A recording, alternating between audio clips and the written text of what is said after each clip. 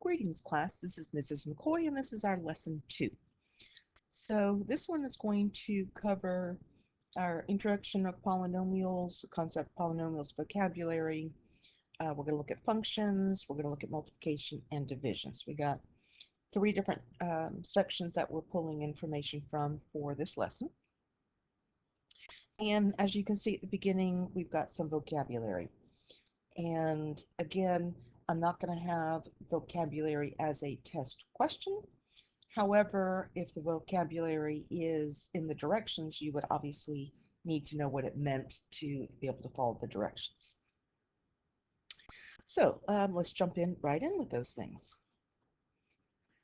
Our first one are terms, and they can be single numbers, they can be single variables, or they can be the product of numbers of variables or numbers and variables. Now, they can also be the quotient of numbers and variables. And we're going to find, we've got to pay attention to the distinction in something being a term and then whether there's another name that can be referred to in the polynomial system. And I'll get to that in just a minute. So constants. I can have a term that is only made up of numbers or a number. And so constant meaning something that doesn't change. So some examples of constants, they can be integers, they can be decimals, they can be fractions. Constant can also be the pi symbol. And again, constant meaning not changing. Whenever you put down a number, that's what it always represents. It doesn't change based on a different situation. Now, coefficient, if I give you a term that has a constant factor, so for example, 3x, then 3 is going to be the coefficient. And if I give you just plain x, then we know that 1 is our understood coefficient. And obviously I'm abbreviating coefficient here. And if I gave you, oh, here's a good one, x over 7, this is the same thing as having 1/7 times x. So that coefficient is 1/7. And let me pause right here. I kind of jumped in because this is the second time I started recording. These are guided notes, so yours look a little bit different than mine because you had blanks that you were supposed to fill in. And this would be one of those cases with the blanks that if you wanted to first fill those in ahead of time and then listen, so you're paying attention and not trying to divert your attention by copying and listening. And again, it's a matter of you deciding what you find best. And then of course I do recommend highlighting all those vocabulary words if any of them are something that you're not familiar with or not remembering distinctions, then make sure you add that in. Okay, next, monomial. It's a term that is the product of constants and or variables. It could also be a constant. It can be just a variable. So it kind of looks like, let me see, like a combination of what we had above. So monomial could be a number. It can be a variable. It can be the product of numbers and variables with multiple exponents. It can, let me think if there's any other, basically you're not going to have addition, you're not going to have subtraction. And one thing that makes something different between a difference between a term and a monomial is that monomials and polynomials don't have variables in the denominator. So I wrote down this kind of a logic statement. All monomials are going to be terms, but not all terms are going to be monomials. So, and I can actually, that's why I was thinking that I had given example of terms. We just talked about what they were. So, for example, um, 3 over x is a term, but it wouldn't be a polynomial or polynomial or monomial. So it's a term, but not a monomial.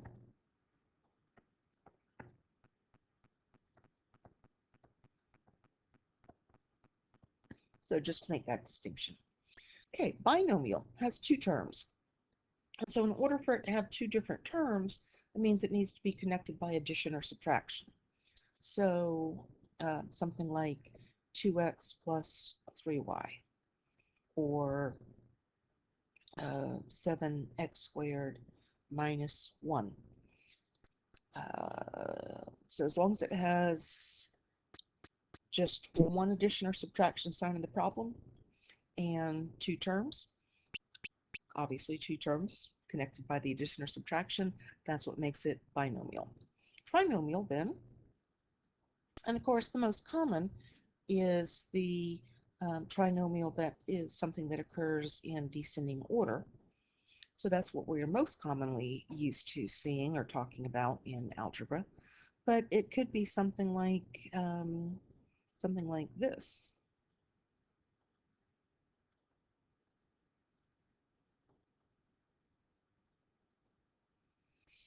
And again, I've got the 2 operations, both addition in this case, in both of them, but and then 3 different terms. And then polynomial is going to be a finite sum of terms, finite meaning it has to end at some point, and no variables appear in the denominator, and no variables have negative exponents, because that would then put the variable into the denominator if it was, actually I should have specified, yeah, no variables have negative exponents, I did specify. So your polynomial is either a monomial or the sum of monomials. So poly meaning many always confused me as a student, because it's like, okay, monomial meaning one, then how can that mean many? But polynomial meaning our broad umbrella term, so it refers to all of them. Now, what's not a monomial? And so we've got an example here, 3x minus 10 over x plus 2. It has a variable expression in our denominator. And when we look at example B, we can actually, let me go back and open up a highlighter again. So we've got a variable expression in the denominator. And in example B, I've got an x in the denominator, so I've got division by a variable, and I've got the negative exponent on my third term. So, and again, that would, if I rewrote that, put the variable in denominator. So even though it's not currently in the denominator, because the equivalent statement would put it there, that makes it not a polynomial. Okay, so a little bit more vocabulary here. The when I want the degree of a term, if it has just one variable, then my degree is going to be that exponent. But if it has multiple variables, like the second column, then it's going to be the sum of all of those exponents. And then coefficient, we already said, was the term in front. So here I'm going to ask you to identify those 2 different things. The coefficient. So when I look at this first term, the number in front of the variable is 6. Whoops, forgot to turn off the highlighter. And this is a case, if this is, again, a refresher, reminder that you could pause, fill in the answers, then check yourself. So coefficient 6, and my degree, I have just a single exponent, so that would be my degree. Now, notice with the -4, I got an equal sign, and that's to prompt me, because there's not a variable there. But the one thing that I could add in is x to the 0, because x to the 0 is 1. -4 times 1 is still -4. So when I do that, though, that helps me see, okay, coefficient -4, number in front of the variable, and its degree is 0. So the degree of a constant is always 0. And it's not 1, and we'll see that in the next one that does have a 1. So when I look at x over 5, this is, and I talked about this in the notes above, that I can, with that number in front of my x being 1, I can pull out and show that as 1/5 times x as an equivalent statement. So that way I understand my coefficient, because coefficients are just numbers. So the x is not part of it, but the interested 1 in front is. And then my power of 1. So I can see that when I have a constant, why the exponent can't be 1, because then I would have to see a variable with the power of 1. All right, and then my a, remember, is the same as having 1a to the first power, so that I can see my coefficient is 1 and my degree is 1. And again, we don't have to fill in those ones, but for the purpose of taking the notes, that certainly helps re-emphasize it for us. Okay, and coefficient, we've got our number 8, and this is one where I kind of like filling in my exponent, because I can see that the degree comes from the sum of those values. So because of the product, even though we can't actually simplify those exponents, we can't make it into one thing, this would be called a fifth degree polynomial or monomial, and that would tell me something later when we talk about graphing about what it would look like and how it acts. So understanding that tells us things. I'll talk about second degree equations. I'll talk about third degree equations.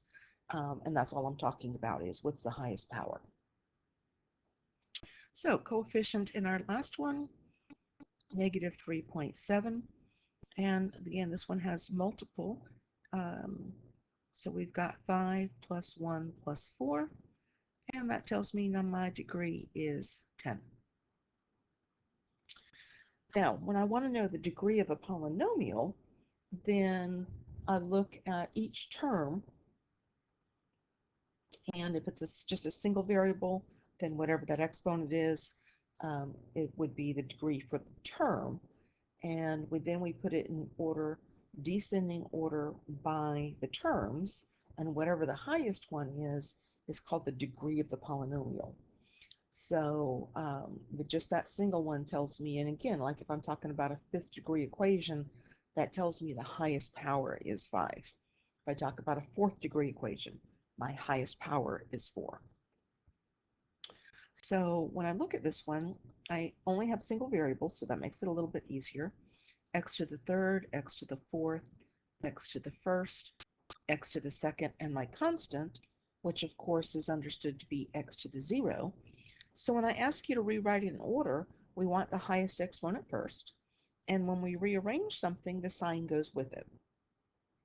So I'm subtracting 6x to the fourth, which means when I rewrite it in order, that's negative 6x to the fourth.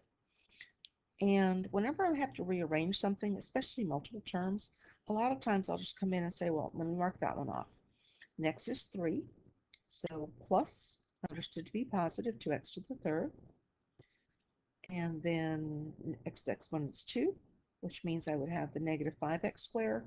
And I can write it as minus 5x squared or plus a negative 5x squared, either way. And more commonly, honestly, we would write it as the subtraction. Next exponent 1, so plus x. And then last is always my constant.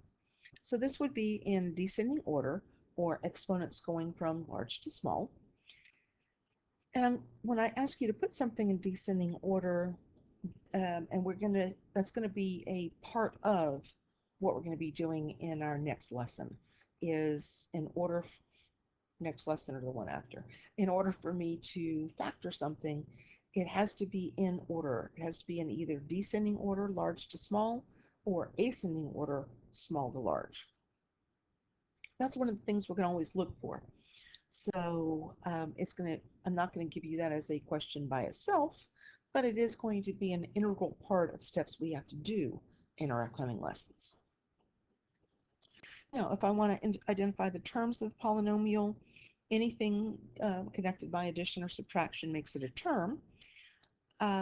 However, we always want to think in terms of addition or adding the opposite because the sign does go with it. Now, which is one of the reasons I wrote those last two the way they are. So the terms of this polynomial, negative 6x to the fourth, positive 2x to the third, and notice these are commas separating them, negative 5x squared, positive x, and I can, of course, if I want to, fill that in as 1x to the first. That was a typo, not an accent. Change back my color, and then negative 8. And when I ask you for the degree of each term, then very simply, we have 4, 3, 2, 1, and 0. Now, there could be a missing term where it could go 4, 3, 1, 0, where the squared term is missing, and that's fine. That does happen. Coefficient of each term. So we go back and look, what's my number in front? Negative 6, 2, negative 5, my understood 1, and my negative 8. And so I think a lot of times the constant is the one that people start to second guess themselves on, as well as the x, because you don't see the 1 in front. Then sometimes what happens is you put x for the coefficient instead of the understood number in front. Okay, so how many terms are there in this one? We have 1, 2, 3, 4, 5 terms, so simply just counting them. And my leading term, we would only determine that once it's written in descending order.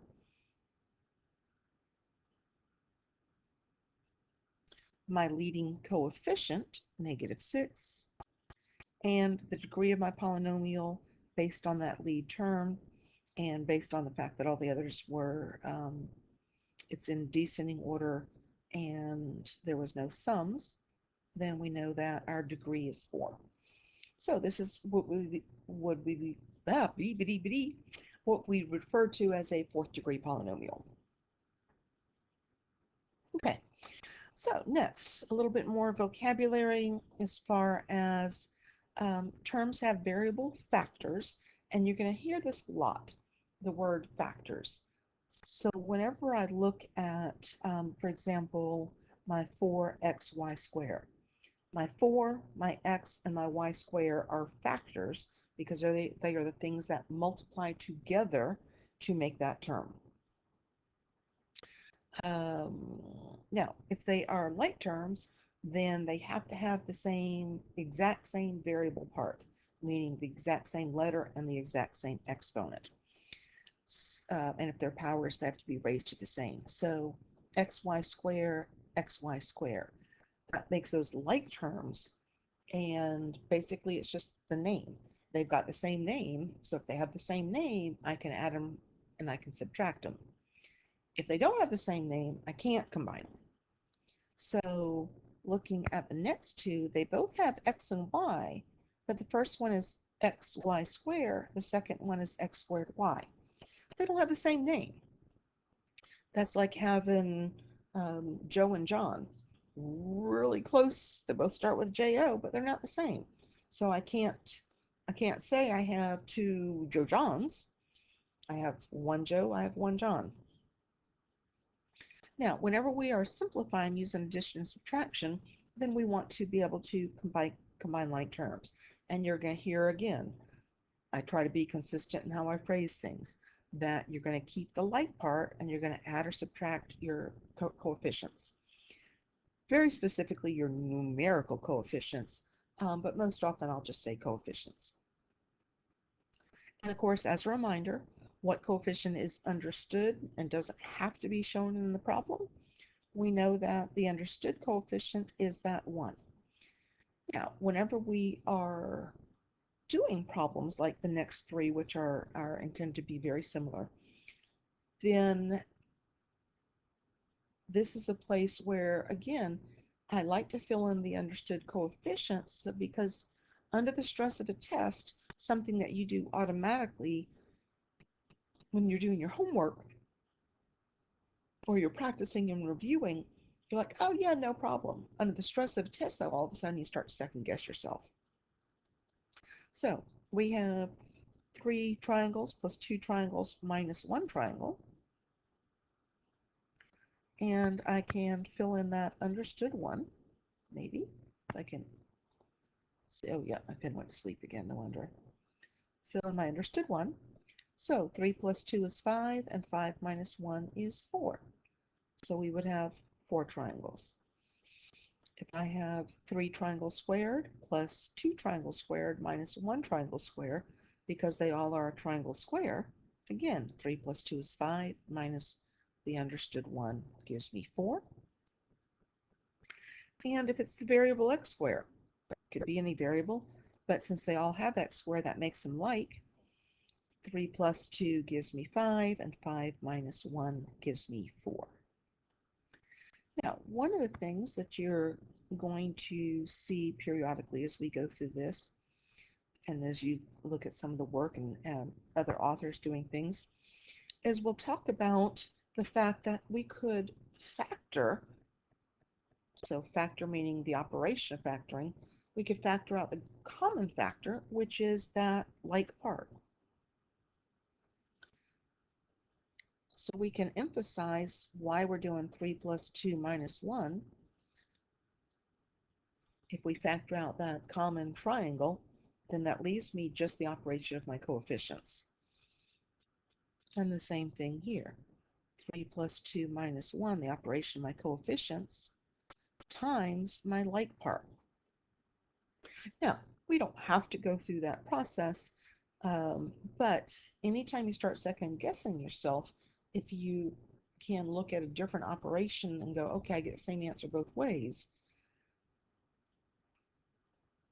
then what that does is it tends to increase your confidence in what you're doing when you can see that. So I like to show you things like that to help with that. Okay, so adding and subtracting polynomials. By putting parentheses into these problems, we're saying that I want the first polynomial and I want to add it to the second polynomial. And now this is just a math problem, but it could be a math problem representative of, let me think.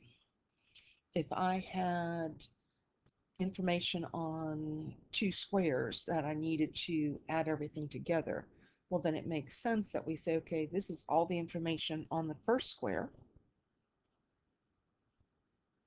and this is all the information on the second square. And so the parentheses simply designate between the two, and then I want to add them together. So our first step says, let's go in and drop those parentheses. Because in this case, they are simply there indicating that, oops, sorry, talking right, that we're adding 2 polynomials together, and the parentheses designate polynomial 1 and polynomial 2. So nothing changed other than I dropped the parentheses when I rewrote.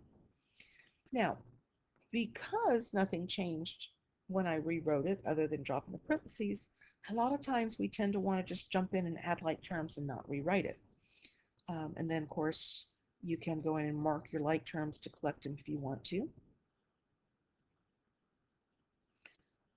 And here we're reminding ourselves that the x squared is what makes them like, but we're only adding coefficients or subtracting.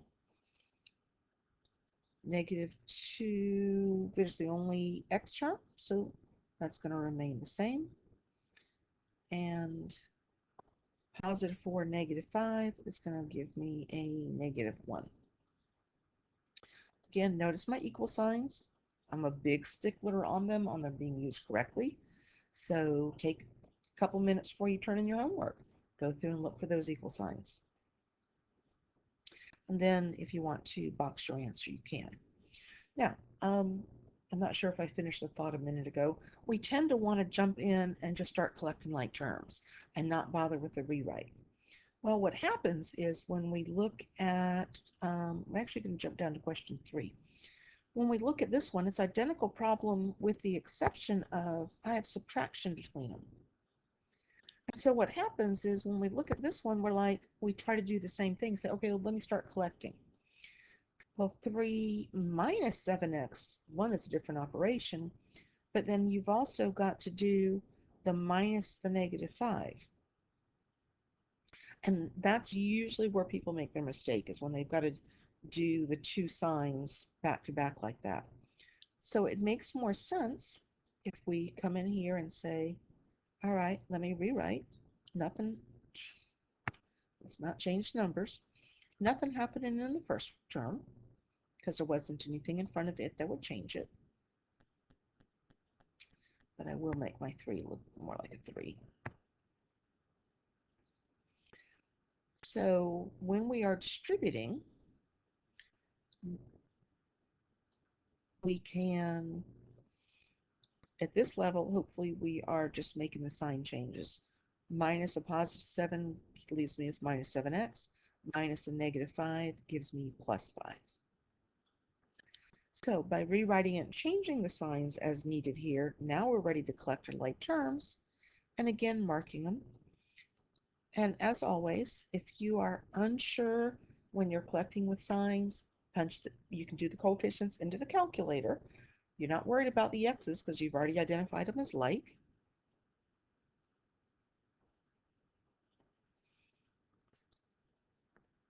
And you could also rewrite this problem, rearrange the problem if you wanted to do that. Not necessary, but since in subtraction problems we have to rewrite them first before we start, ideally we should rewrite them before we start collecting like terms, it makes more sense if we do it anytime we need to, instead of saying, okay, in addition I don't have to, in subtraction I have to. And again, it's always about putting yourself in that higher stress situation of the test. The more things you do consistently in the same way, the more likely muscle memory or brain memory takes over. The muscle in your brain memory takes over and helps you through that process. So in my next one, and again, this is just addition. So we're going to simply drop our parentheses.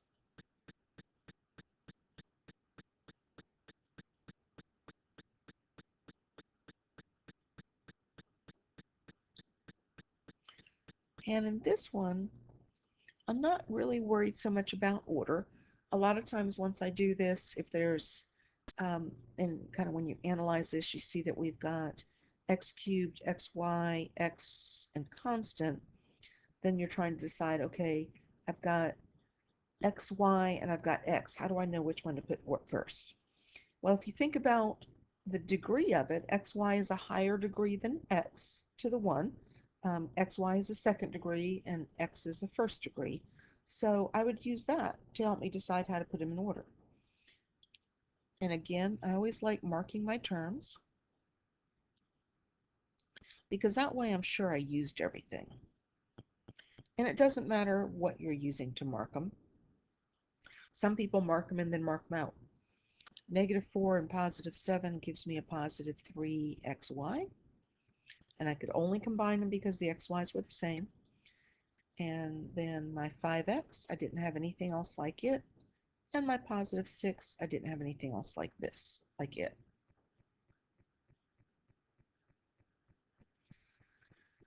So when we simplified, we ended up with a 4-term polynomial.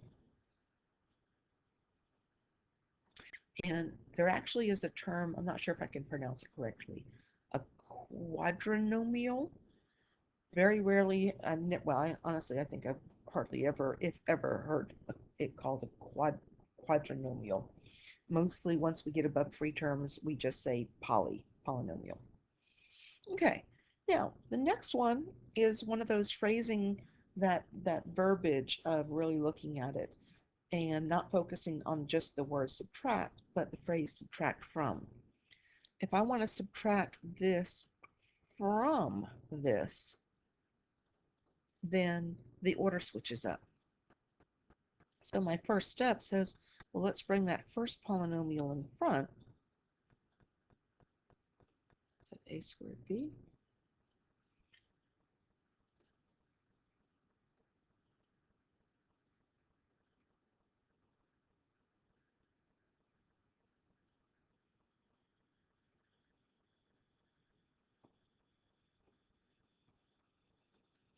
And then rewrite clearing our parentheses.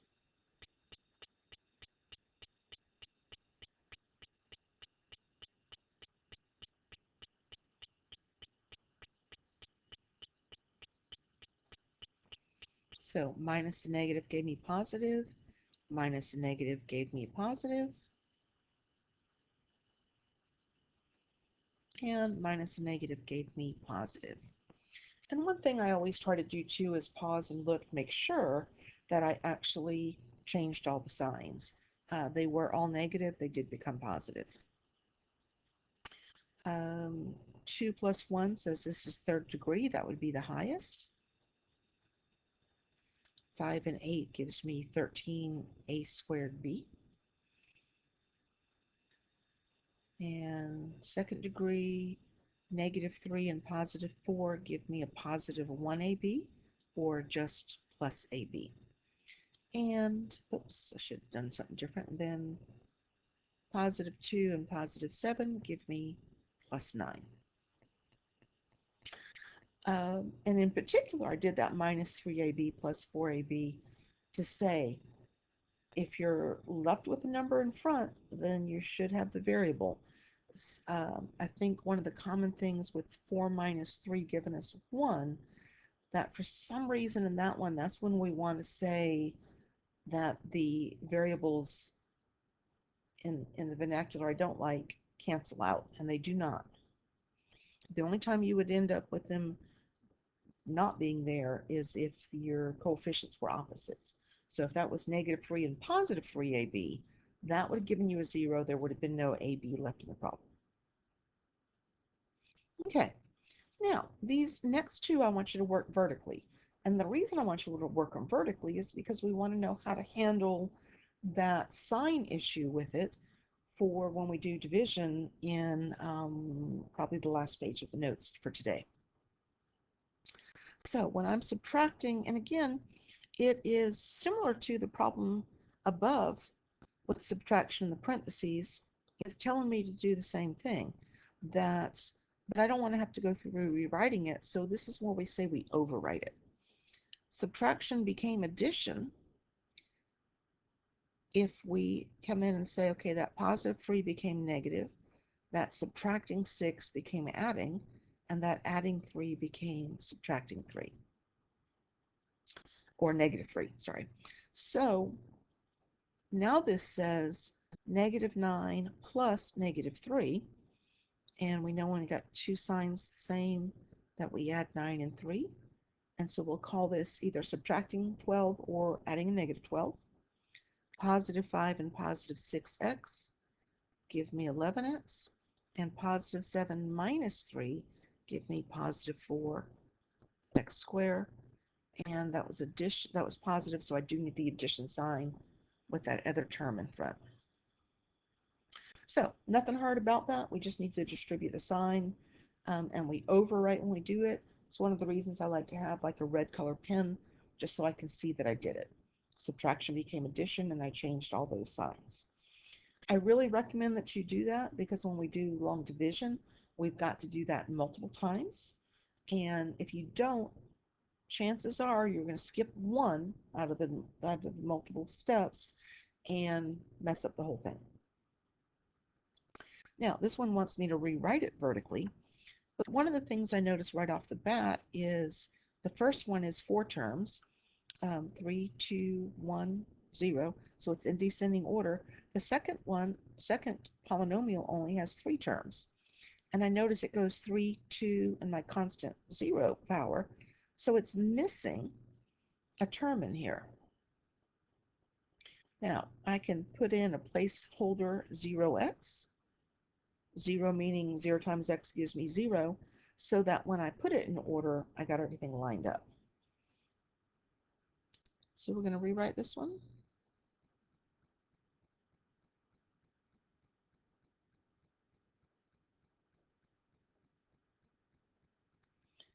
And put our parentheses. And I do this all the time. For some reason, my exponent 3 gets changed into a 2. I don't know why. Then I can put in that placeholder, or I can just leave a gap. Change my color. Subtraction becomes addition if I come in and change all of those signs. So positive 6 plus negative 6x cubed added to 0. So that was nice, those went away. Negative 4 and positive 5, that's going to give me a 1x squared, or just x squared. Positive 6 and 0 just stays as 6. And negative 1 and negative 8 give me minus 9. So, want to make sure that we understand components that fit into other places. So if this makes sense, then when we have to do it later, it helps. Later meaning in 2 pages from now. Okay, function notation. I want answers in function notation, and I think, mention this yesterday as well. My math lab is often going, or maybe I didn't, I don't know. Anyway, my math lab is often going to provide the format of an answer, such as this function notation, but you need to make sure on your paper you've written that function notation. And you want to make sure that you're paying attention to those type of details. My math lab is wonderful in some aspects, but it makes you lazy in others, because it gives you part of what your answer is, so you kind of ignore that and aren't studying the format. So I've given you 2 functions. I've given you the f function named f. I've given you the function named g.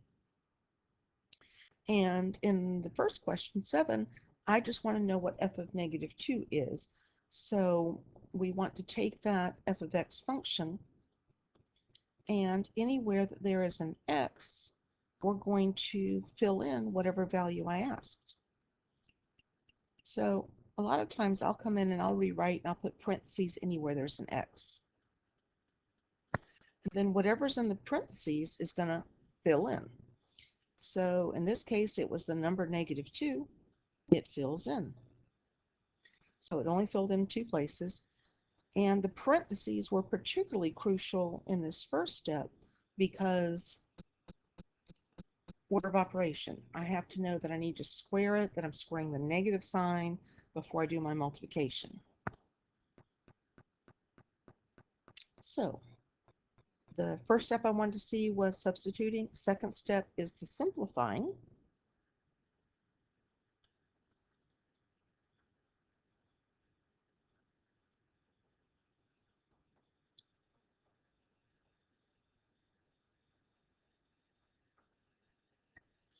That gives me negative 26 plus 1, or negative 25. Now, notice I did equal signs all the way down, and I want my final answer, though, to be back in function notation. So I'm going to bring that down. F of negative 2 equals negative 25. So my function at negative 2 is equal to 25. If I wanted that as an ordered pair,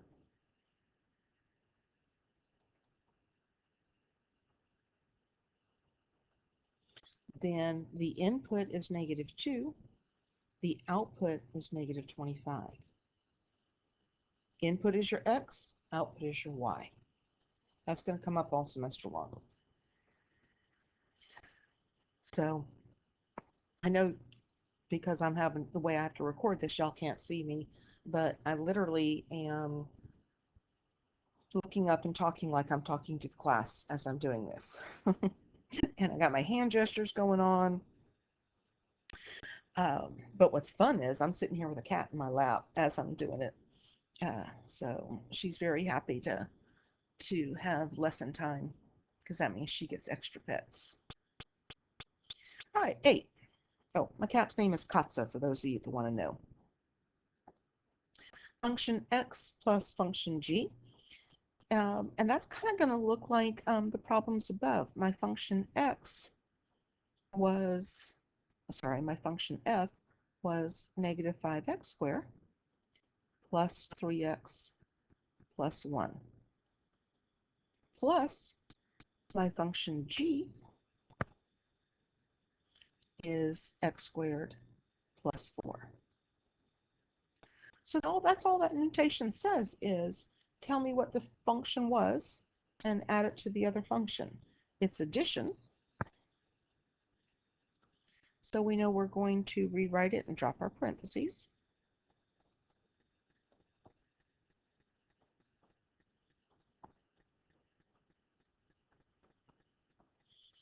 And then we're going to collect our like terms. And since this is going to be our final answer, we're also going to come back and put our function notation there. All right, negative 5x squared plus 1x squared gives me negative 4x squared. I just have the 1, 3x, 1x term, and then positive 1, positive 4. And sometimes people ask, well, do I have to mark the like terms? No. It just helps if it's a longer problem so that you don't miss adding something together. And again, stress of the test. Sometimes you overlook something. One of the things I always look for, I already told you up an earlier problem, I have a tendency when I'm writing down problems for my third power to turn into a second power. So I always kind of look for stuff like that, knowing that's something I do wrong. Okay, moving right along. We're going to see this type of word problem again all semester long, and we're going to do a variety of different things with it. And so the first thing to help us get over our fear of word problems with function notation is when we read the problem, first of all, we're looking to see, is there information in the word problem that's already represented in the equation I gave you? And then what are the variables in my problem and what do they represent? If you start with those things, it makes the problem so much simpler to accomplish. So we have a projectile fired upward from the ground and initial velocity of 240 feet per second. Now, notice, oops, I turned on a crayon. I don't want a crayon. Might be fun, but notice my 240 here. It's already represented in my problem right there. So that's just the vocabulary of the problem going on. I'm not going to use that 240, or it's already been used for me. Neglecting air resistance, and what that's saying is if I wanted a more precise formula, there actually is one that takes air resistance into account. We're not getting that high tech. So the height of the projectile at any time t can be described by this polynomial function. Now, we've got the height of the projectile at any time t. So we have it being fired upward. We've got a direction. And then let's see what else we've got. So we've got velocity already factored in. But when it comes down to it, there's two things that we talked about, the height and the time. So whenever I look at a problem, then I want to figure out, we're going to jump down here a little bit first. It's like, and I gave you an equation. So I want you to look at that and say, okay, well, P of t should be the more obvious one. That's function notation. I got to figure out what that represents. And then the other variable in the problem is the t. start with the easier thing. Time t. No problem. That makes perfect sense. So height of the projectile, that has to be the other thing.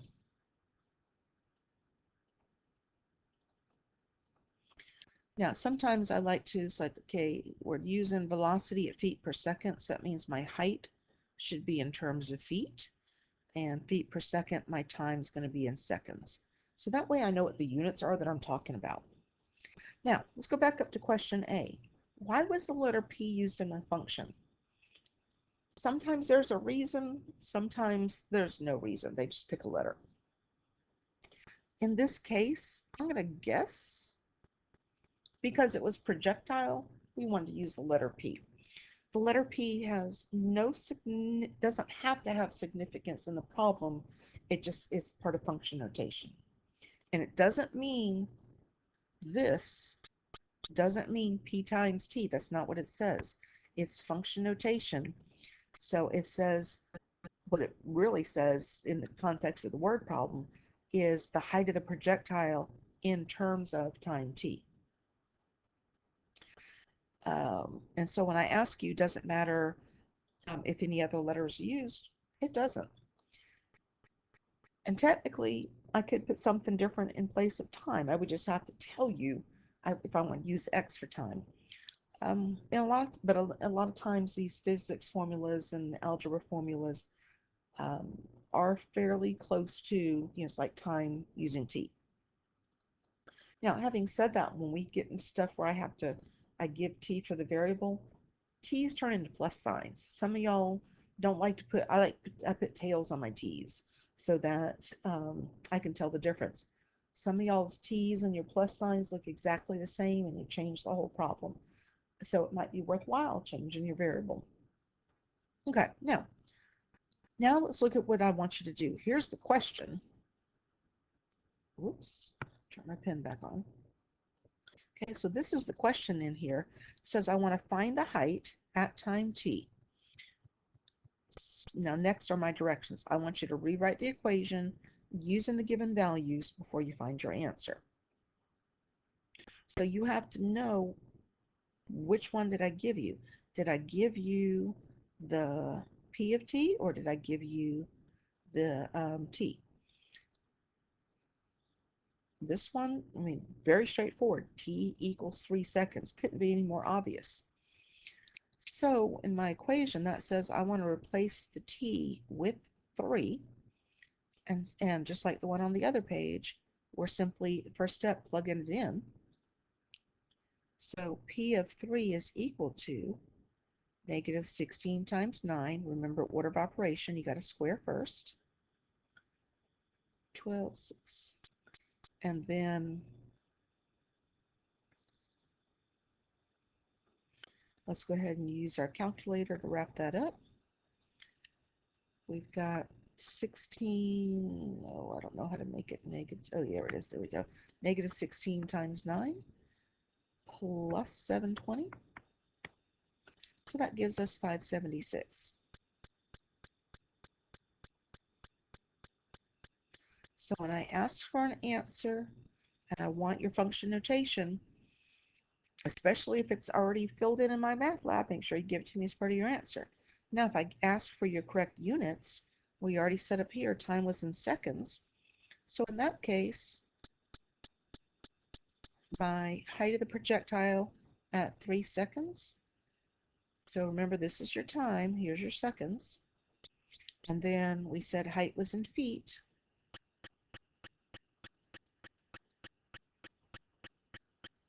So I don't need the seconds right here. I was trying to emphasize what the units were for each. But my projectile, if I want to read it as a complete sentence, my projectile height at 3 seconds is 576 feet. Okay, now, this is what I call a plug and chug problem. We just had to identify the value, plug it in, and because of where we plugged it in, it was just to simplify. This is not, we're going to see this type of formula over and over again, but this is not the only way we're going to work it. So it's really important that as we learn each type, that you're paying attention to and what are you supposed to do with it. By the end of this chapter, we're going to see this same formula or something similar, but a different process because I'm going to give you the P of T instead of the T. So that's where we're headed with developing into new knowledge. All right, multiplying polynomials. We want to remember our distributive property, and we want to remember our exponent rules, which is why we practice those first. And of course, again, remember I said yesterday that you can multiply like bases. You're going to keep the common base and add the exponents. Make that a litany for yourself. So in something like this one, where you're showing me your steps, -2 times 5, I want you to just go ahead and multiply that. But showing me your step is going to be 1 plus 4, and then times y to the 1, and then give me your answer. Distributive property, I want to see the distributing first. And make sure you show me a multiplication sign, not a decimal. Don't forget your equal signs. And then simplify. Remember, this is understood to be a 1, so 3 times 1 is 3. This is understood to be a 1. And 1 plus 2, 3 times 7 times a, or 3a to the third plus 21a. Oops, I said 21 and I wrote 20. Let's fix that.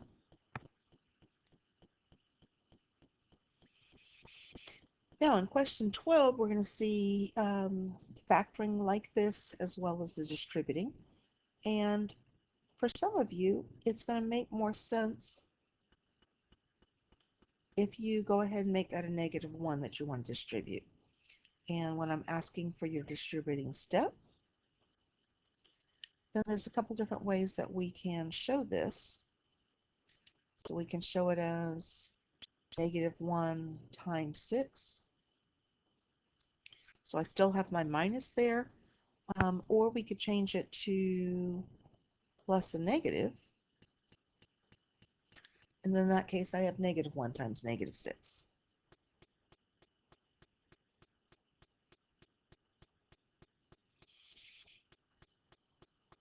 And where we want to go with that is just to be able to distribute a sign and go from here to here. But for right now, remember, we're practicing our little steps, making sure we know how to get to the big picture. Okay, whenever we want to multiply a binomial times a binomial, one of the things a lot of y'all have come up learning is FOIL, first, outer, inner, last, which is just a mnemonic pattern for how do I know how to do the multiplication. I'm going to talk about it from terms of distributive property instead of using the mnemonic device, even though you'll hear me use it all semester long. Because when we get to the next page, we're going to have problems that aren't binomials times binomials. So we want to know, how do we split those apart? And we can split apart either the first binomial to the second or the second to the first. It doesn't matter. But when I want to split it up, that says, let's take the x and we're going to multiply it first times the x plus 7. And then we're going to take the positive 3 and multiply it times the x plus 7. We're going to distribute.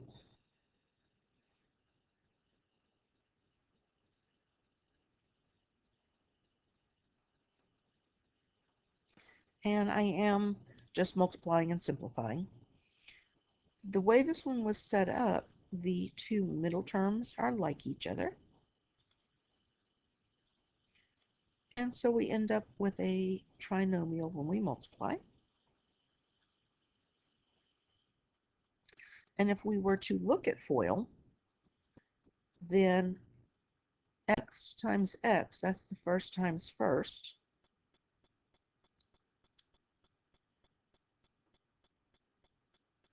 And then x times 7, that's the outer times the outer. Then we switch to the 3 times x, that's the inner times the inner. And then the 3 times the 7, that's the last times the last. So that's that multiplying pattern that you're applying, but distributing goes through the exact same thing. Ideally, we definitely want to get to the point where we can do that and get to this step to then get to this step. Now, the reason I like to do a simple one first is because my next problem, it looks a little more complex because I've got 2 variables in it. So knowing how to handle those 2 variables certainly makes things much easier. Let's start by splitting it up. Our 2x times our 9x minus 4y, our minus 1y times my 9x minus 4y. 2 times 9 gives me 18. X times x gives me x squared. Positive 2 times negative 4 gives me negative 8. X times y, and I always put variables in alphabetical order. Negative 1 times 9. Y times x in alphabetical order is xy. Negative times negative is positive. 1 times 4, y times y. So I have my 18x squared. Negative 8, negative 9 is negative 17xy plus my 4y squared.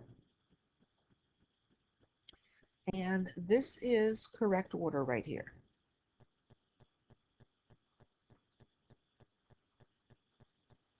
And it's important we know the correct order because whenever we want to factor this problem, it's important that it's in the correct order.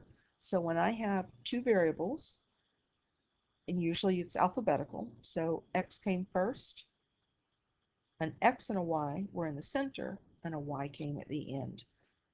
That would be descending order according to x and ascending order according to y.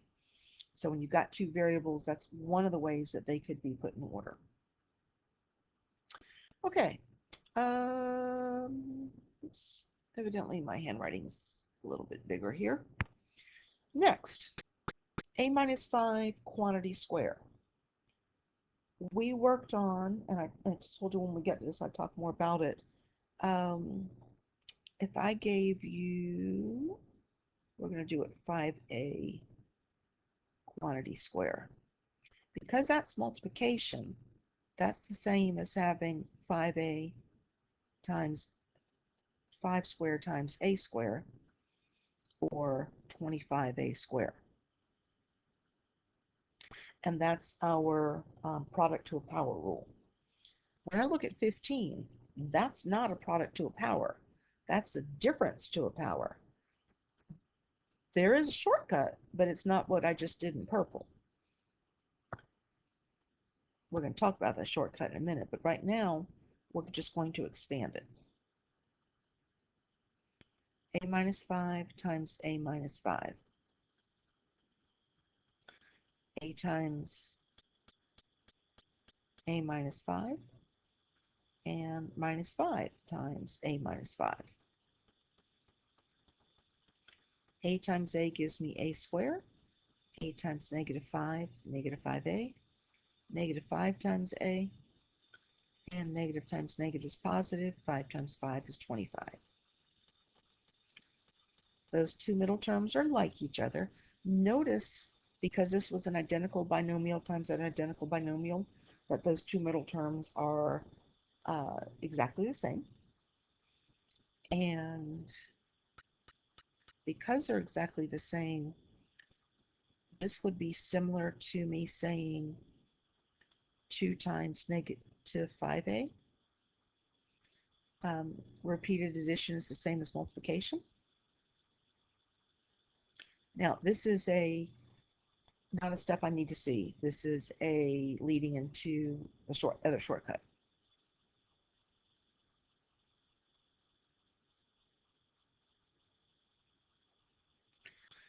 So we can see that by expanding it and foiling it, that we ended up with the middle term. If we had mistakenly done and said, oh, this exponent goes to both of those, we would have gotten just this. Okay, those two things are not equal. So there is no, like the product to a power rule, where we could use the power in both terms. There is nothing like that for subtraction or addition. Now,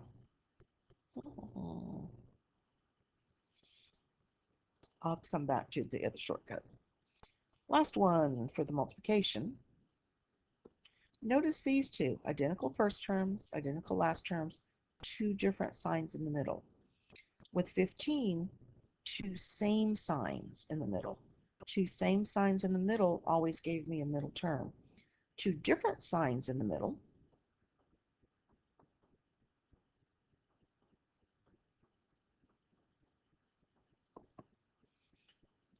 y squared plus 3y minus 3y minus 9. These two are opposites, and opposites always add to 0. So we end up with just two terms, difference two squares.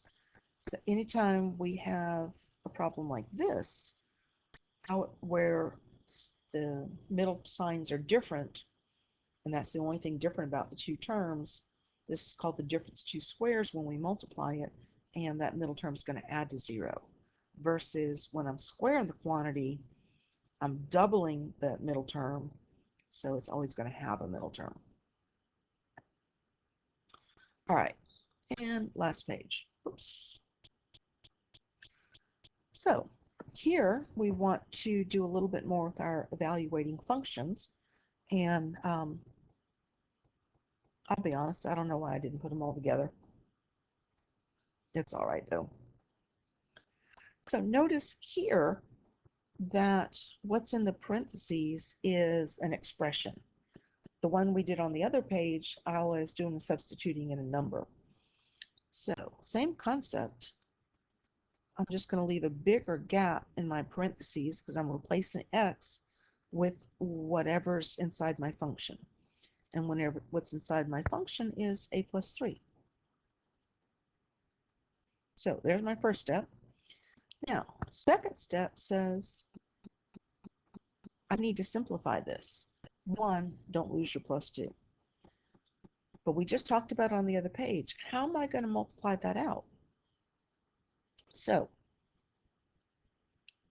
let's just do generic variables. We'll do x and y.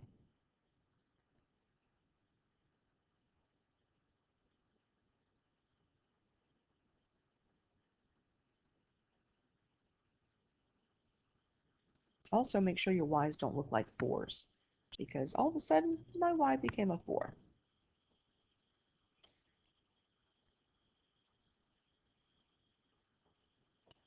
Oh goodness, and I erased it and still wrote it as a 4.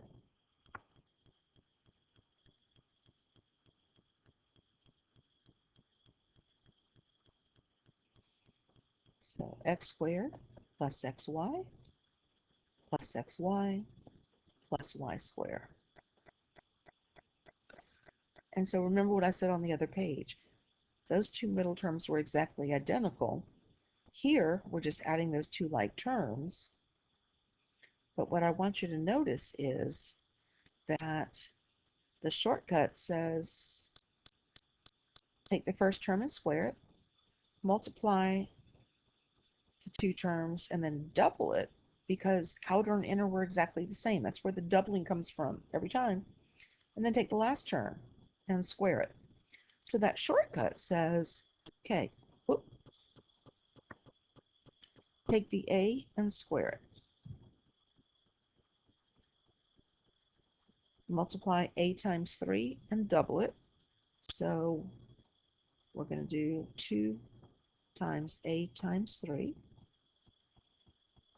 Square the last term. Bring down my plus 2. Simplify. 2 times a times 3 is 6a. Plus 3 squared is 9. And then last collect. A squared plus 6a plus 11. And now you could just come over here and expand your a plus 3 and FOIL it. Or you could have expanded it as part of the problem, sorry. So we could have done it this way.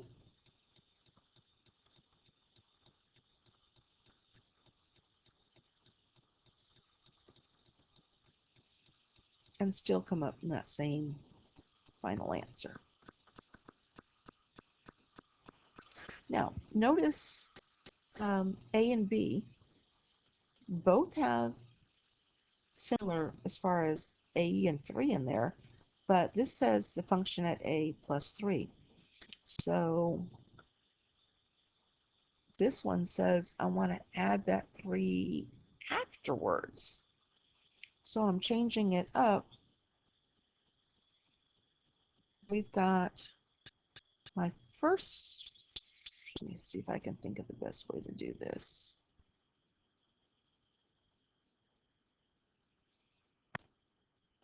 Sorry, I was trying to figure out space-wise. What did I have going on here?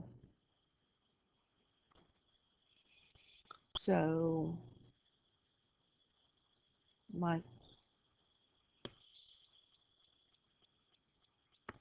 original function plus my add-on, and I want you to fill in a. And sometimes my functions are as simple as that I just want you to fill in a variable. So f of a plus 3 is equal to a squared plus 5. So it looked a lot more intimidating than it actually was.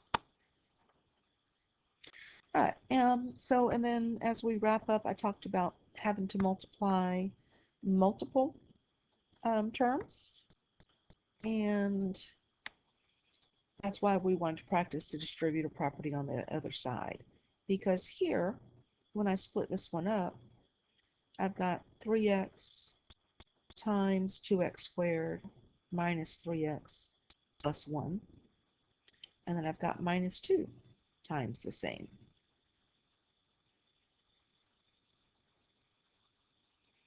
And then, of course, we'll collect. So 2 times 3, x to the first times x squared, minus 3 times 3, x times x, and then 3 times x.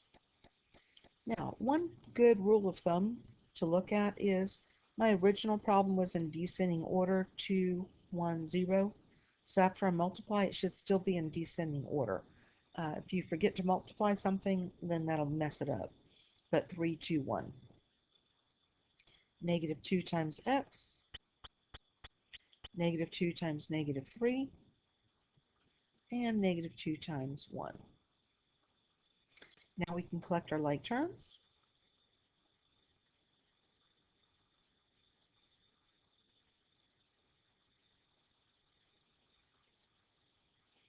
And it's complete. Whenever I give you a problem like 19, when I have 3 binomials that need to be multiplied, I can only do 2 things at a time. So I can take the first 2, and we'll just use our FOIL or distribute without rewriting, x times x and x times negative 1, 2 times x, and 2 times negative 1.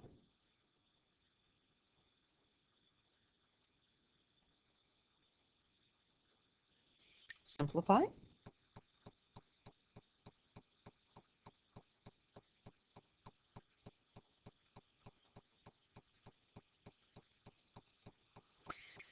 Now, here's where you can either break up the first one to distribute to the second term, or you can distribute from the back.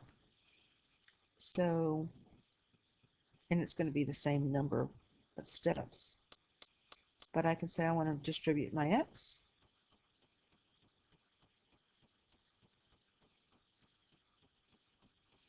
And then I want to distribute my 3.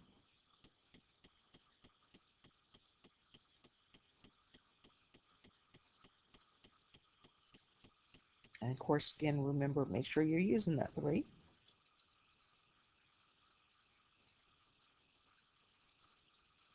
So we've got x cubed.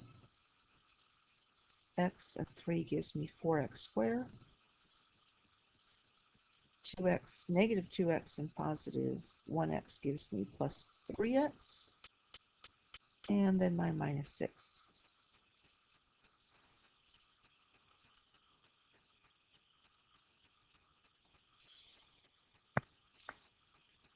And 20 is one of those that when people use an app, they do one of two things. Well, they either do it wrong, or they use an app and the app uses the formula, which there is one, and just fills in the pieces.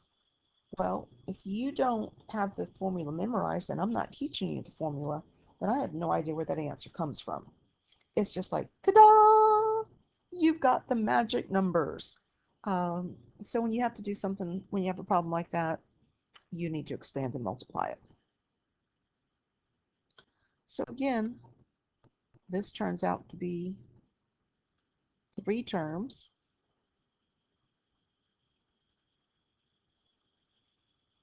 And we're going to do the first 2. Now we can use the same shortcut we just did right above and say a times a gives me a squared. Multiply a times 5 and double it would give me minus 10a. Multiply negative 5 or square it gives me plus 25.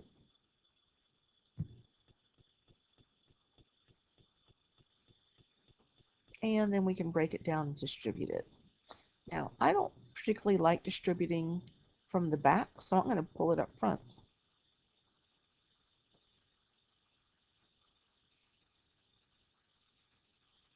Because I think when I distribute it from the back, I would tend to forget terms, is mostly it. So a times a is a cubed. A times 10, negative 10a is negative 10a squared. A times 25 is 25a. Minus 5 times a squared. Ooh, that's all scribbled in there. That was, what was that, minus 10a? So that's plus 50a.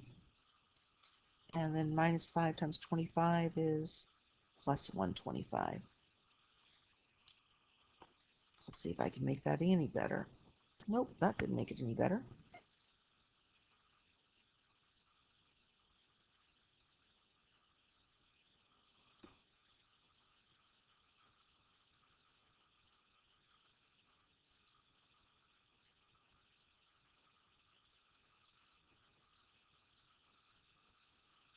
All right, and then collect our like terms.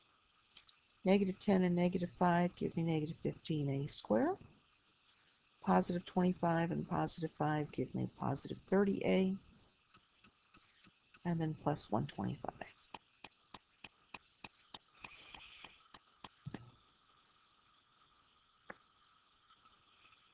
Okay, so we've seen multiplying binomials together, multiplying binomial and trinomial, and multiplying 3 binomials. Last thing, division. Now we've got 2 divisions we're going to do, divide by monomial, divide polynomial by monomial. And for that one, we're going back to an old concept that says anytime we're dividing by a monomial or single term, then we can split it up into individual division problems. And now, I'm going to tell you right now, the apps do greatest common factor. This is not what I want.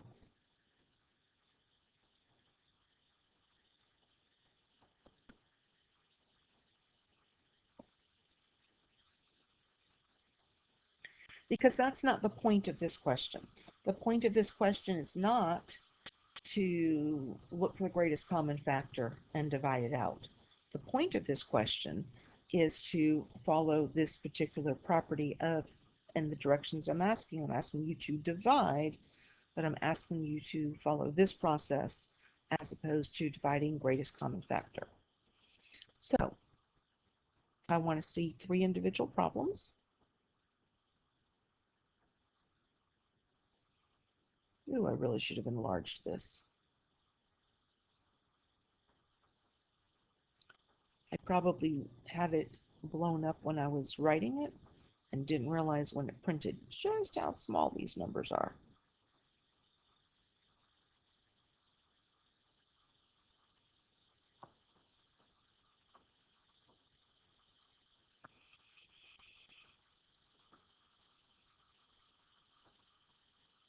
Whoops.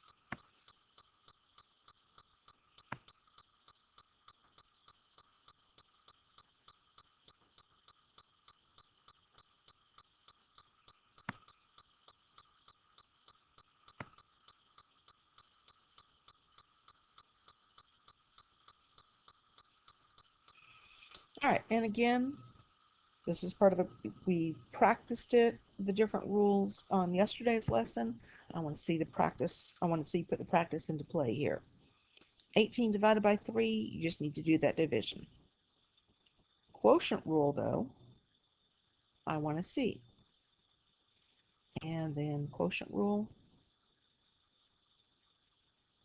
Some people like to completely finish it first. Some people like to do each piece and then go back and simplify each piece.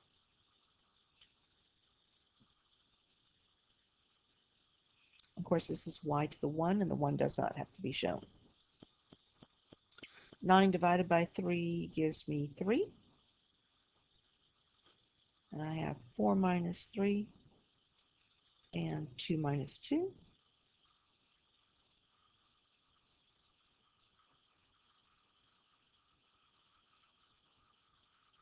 We're going to go ahead and show this y to the 0 step for right now, and I'll come back in a minute. We'll finish it. 12. Pardon me. 12 divided by 3 is 4. 3 minus 3 and 1 minus 2.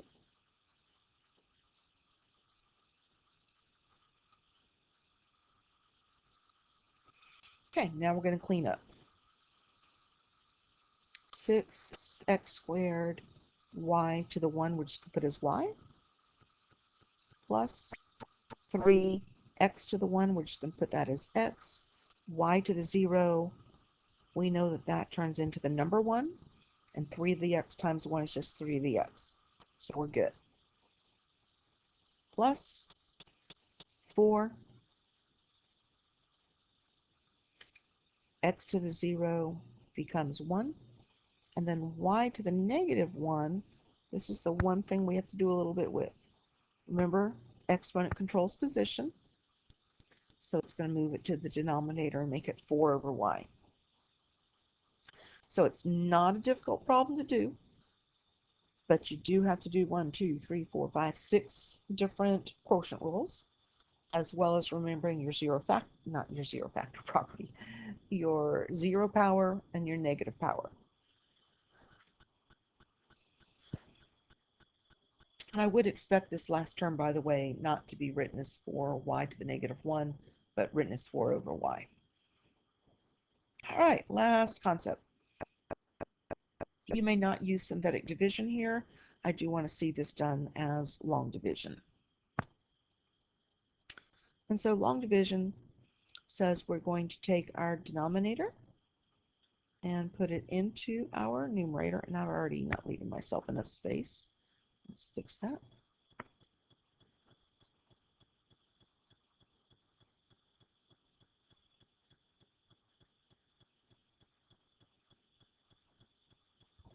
And the first thing that I do as I write this is I make sure that this is in order and there's no missing terms.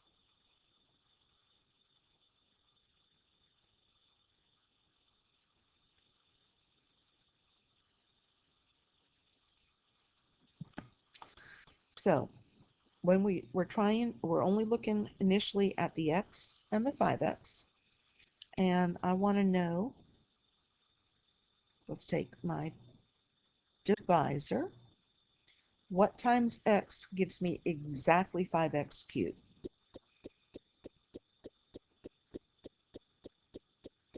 So we're going to distribute it. 5x times x gives me 5x cubed. 5x times 1 gives me, or sorry, 5x squared times 1 gives me 5x squared. So this is my answer. It goes up over the light column. And here's the thing with division. Division is multiplication and subtraction. That's what the word division means. Multiply, then subtract. Multiply to get as close as possible, then subtract. Since we're subtracting a polynomial, though, then we have to do this step. Got to put in our parentheses, put in our subtraction sign. And I like to do this with change of color when I'm doing it, so I always have two. Because, remember what we did before, that became addition if I came in here and changed both of those signs. So 5x to the third, negative 5x to the third, those add to 0. They need to add to 0. That's the only thing that makes this problem work. And positive 3 and negative 5 give me negative 2x squared. Bring down your next term. And no, you don't have to show me the arrow, bring down your next term. Let's rewrite the divisor, x plus 1. This time, I need to make negative 2x. Negative 2x squared. So negative 2x times x gives me negative 2x squared. And negative 2x times 1.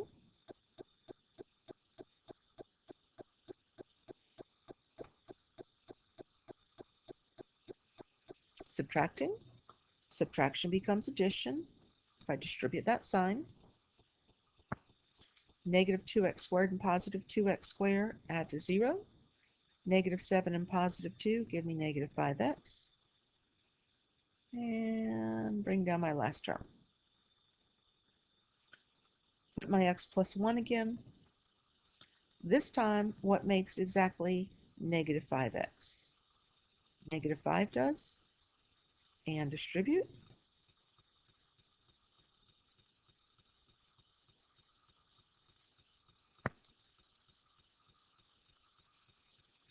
Subtraction becomes addition if I change my signs. Negative and positive make 0. Positive 4 and positive 5 make 9. And, oops, I put the one answer up. Negative 2x, negative 5, and then the remainder. Remainder is always going to be over the divisor. And if you wanted to check this, I'm not going to require it, but you can. It's going to be your divisor times your answer, times your polynomial answer, plus your remainder, plus or minus your remainder. So, when you look at this assignment, I think it's about 10 problems long. Make sure that you are writing down the directions, writing down the problems, working out, showing the steps just like I did in the homework. And especially be aware of what I've already warned you, that there are apps that do it differently. I want how I'm specifying to do it. Make sure you're writing it neat and organized. There's going to be a slot in Blackboard for you to upload it to me so that I can take a look at your work. All right. And also, this is a good place for me to remind you that if you're having trouble right away, make sure you're scheduling time with me to get in for extra help. And I don't mean get in by coming to my office, scheduling a Zoom appointment so that I can help you out. All right, thanks.